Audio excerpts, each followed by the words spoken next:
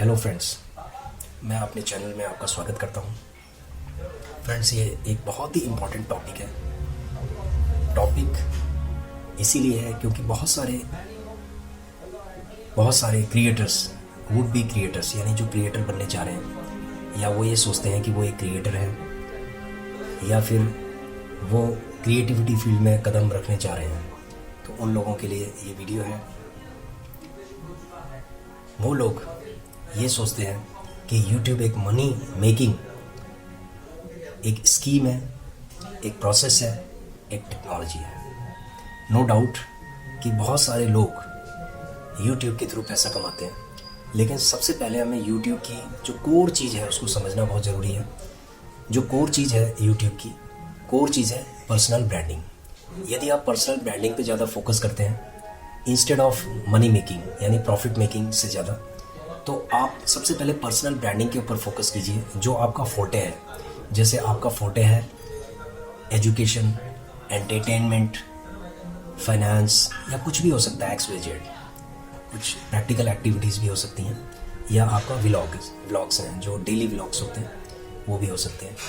तो आप जो भी क्रिएटिविटी कर रहे हैं, जो भी कंटेंट क्रिएशन कर रहे हैं, उसके थ्रू सबसे पहले पर्सनल ब्रांडिंग बहुत ज़रूरी है। यदि आप अपने आप को एक पर्सनल ब्रांड के तौर पर लेके आना चाहते हैं, तो आपको अपना एक फोटे चूज़ करना पड़ेगा, ठीक है।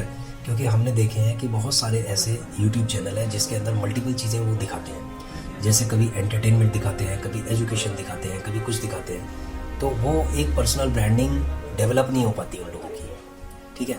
तो पर्सनल ब्रांडिंग को अगर आपको डेवलप करना है, तो आप अपनी पर्सनैलिटी और अपने इंटरेस्ट, अपने फोटे के हिसाब से आपको कंटेंट क्रिएशन करना है।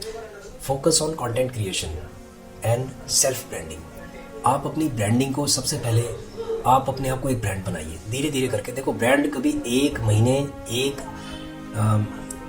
में, इवन क्या है कि एक साल में भी इतने ज़्यादा पॉपुलर ब्रांड नहीं बनते हैं।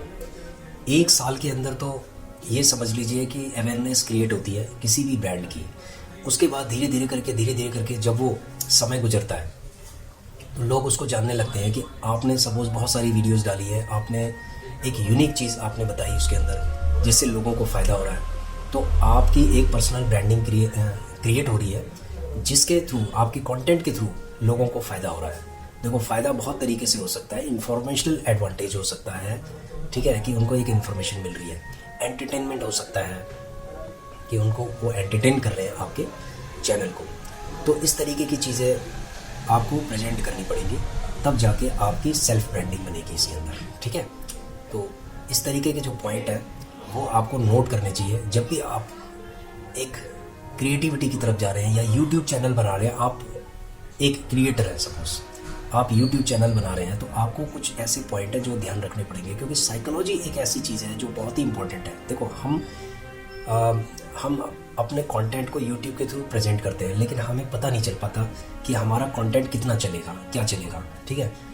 वो एक बात की बात है कि चलेगा या नहीं चलेगा, लेकिन आपका जो इंटरेस्ट है, ठीक है, आपका जो इंटरेस्ट है उसको फोकस करना बहुत ज़रूरी है, नंबर 1।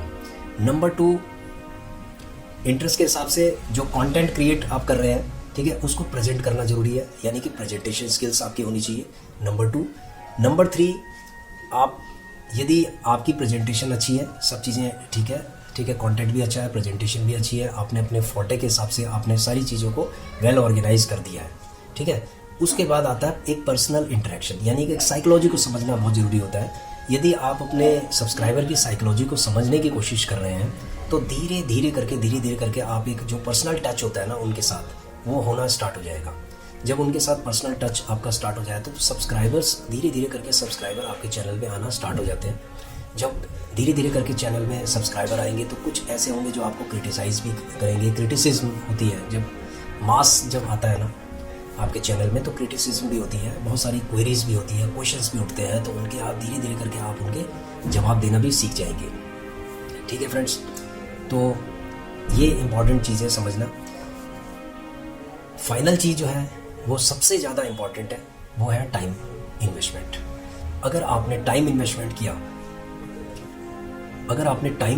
किया विद एक प्रॉपर अप्रोच, तो तो आपका चैनल के सक्सेस के चांस बहुत ज़्यादा हो जाते हैं। यदि आप टाइम इन्वेस्टमेंट कर रहे हो लेकिन आपकी अप्रोच सही नहीं है, ठीक है, अप्रोच मतलब आप समझ गए होंगे कि मल्टीपल चीज़ें आप एक उसमें करने जा रहे हैं, तो उससे क्या होगा कि समझ में नहीं आएगा कि भाई जो हमें बताने वाला है, ठीक है, उसकी पर्सनैलिटी क्या है। समझ रहे हो आप, उसकी पर्सनैलिटी क्या है। तो उस पर्सनैलिटी को समझने के लिए या तो बहुत सारा समय लगेगा, ठीक है, पर्सनैलिटी को समझने के लिए बहुत सारा समय लगेगा, या फिर उसका जो कंटेंट है उसमें दम होना चाहिए। ठीक है फ्रेंड्स, तो टाइम मैनेजमेंट इंपॉर्टेंट है, टाइम इन्वेस्टमेंट बहुत इंपॉर्टेंट है, टाइम की वैल्यू है, टाइम वैल्यू ऑफ मनी है, यानी यूट्यूब एक टाइम वैल्यू ऑफ मनी है प्लस एक क्वालिटी कंटेंट का प्रेजेंटेशन है, ठीक है, जो क्रिएट करता है हमारी सेल्फ ब्रांडिंग। ठीक है, अब बहुत सारे लोग हैं जो बहुत सारा पैसा लेके आते हैं और यूट्यूब के अंदर इतना इन्वेस्टमेंट कर देते हैं, ठीक है, महंगे महंगे जो एक्सपेंसिव जो आइटम्स हैं, ठीक है, जैसे कैमरा हो गया, ठीक है, कंटेंट क्रिएशन के लिए हैवी सॉफ्टवेयर्स हो गए, बहुत एक्सपेंसिव सॉफ्टवेयर्स हो गए, एक पूरा वो लोग सेटअप लगाते हैं। तो सेटअप लगाने के बाद वो क्या करते हैं, बहुत सारा इन्वेस्टमेंट कर देते हैं वो लोग, उसके बाद वो रिटर्न आ नहीं पाता। जब वो रिटर्न आ नहीं पाता तो उसके बाद वो लोग नेगेटिव हो जाते हैं और उसके बाद वो यूट्यूब को छोड़ देते हैं, फिर वो अपना जो भी काम है वो करना स्टार्ट कर देते हैं। तो कंसिस्टेंसी मेंटेन नहीं कर पाते। यदि आप वास्तव में यूट्यूब में आना चाहते हैं तो आपको सबसे पहले आपको ये ध्यान रखना पड़ेगा कि भाई मुझे टाइम इन्वेस्टमेंट करना है, मुझे कंसिस्टेंसी मेंटेन करनी है, मुझे बहुत ज़्यादा एक्सपेंसिव चीज़ें नहीं खरीदनी है इसके अंदर, ठीक है, और कंटेंट पे फोकस करना है, यूनिक कंटेंट बनाना है अपने व्यूअर्स के लिए, अपने सब्सक्राइबर्स के लिए, ताकि उनको फ़ायदा हो। ठीक है फ्रेंड्स, तो thanks for watching our channel, please share, subscribe and like our channel. Thank you.